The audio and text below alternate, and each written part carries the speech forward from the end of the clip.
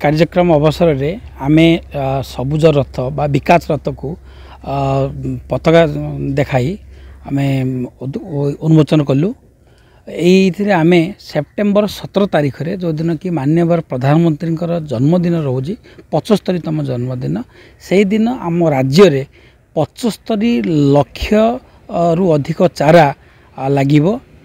आउ सही कार्यक्रम रे आमे आमर प्रति पंचायत को आमर ढेंकानाल बनखंड तरफ 500 लेखा चारा जोगे दिया जाउची।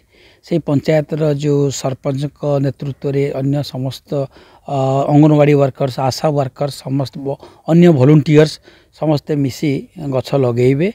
आउ ता सहित मुझे कहवाई चाहूँगी जे ढेंकानाल बनखंड रे जो पाखापाखि 210 रु अधिक जीपी रही सबू जीपी को चारा जोगे दिया।